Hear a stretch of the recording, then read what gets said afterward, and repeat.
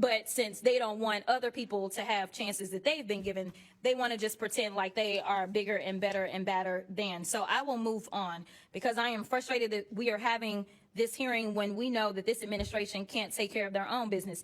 As we know, they recently illegally bombed yet another Venezuelan boat, and we may be headed for a war.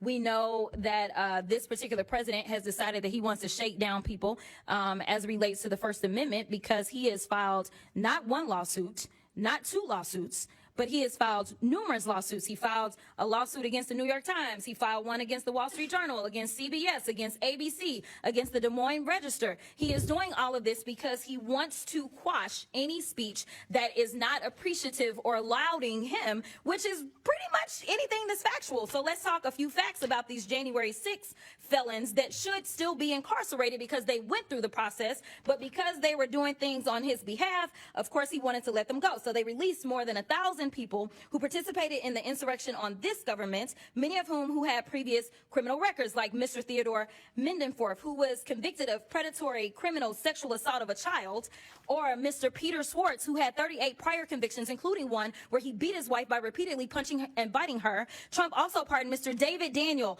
who was convicted of production and possession of child pornography. Trump also pardoned Mr. Daniel Ball, who, quote, threw an explosive device that detonated upon at least 25 officers during the Capitol riot. He also had a record for, quote, domestic violence by strangulation. I'm not done. Trump also pardoned Mr. Andrew Taki, who sent nudes to an undercover law enforcement officer who was posing as a 15-year-old girl. Mr. Casey Hopkins also received a pardon from Trump, and Mr. Hopkins was convicted of forcible rape. According to court records, he, quote, had forcible intercourse with the victim, choked her to the point of impairing her vision, banged her head into a wall, and urinated into the victim's mouth as he humiliated her. These are the people that he decided to release in the streets of D.C. So if anybody does need to clean up D.C., I would agree it is this man, because he is the one that is causing half the crime that we have.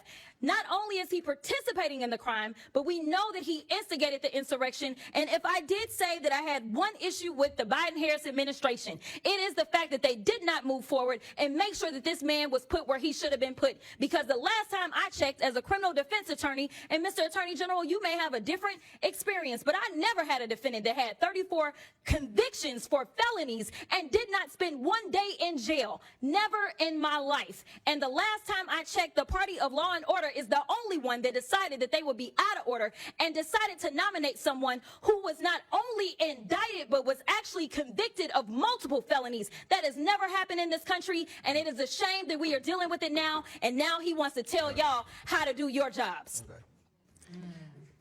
I thought you were going to say when you had one problem with the Bidens, I thought it was going to be on the pardons, all the pardons at the auto pen pardon. It's on the fact that they did. Okay, all right, okay. Chair recognizes Mr. Gill from Texas. Yeah, we're good. Yeah, I'm going to give you time.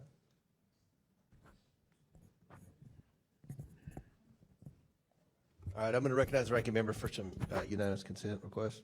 Thank you, Mr. Chairman. I request unanimous consent to enter into the record this August 19th, 2025 article from the American Prospect titled, "The GOP states with guards deployed to D.C. have urban murder rates way higher than D.C.'s." Without objection, it's ordered.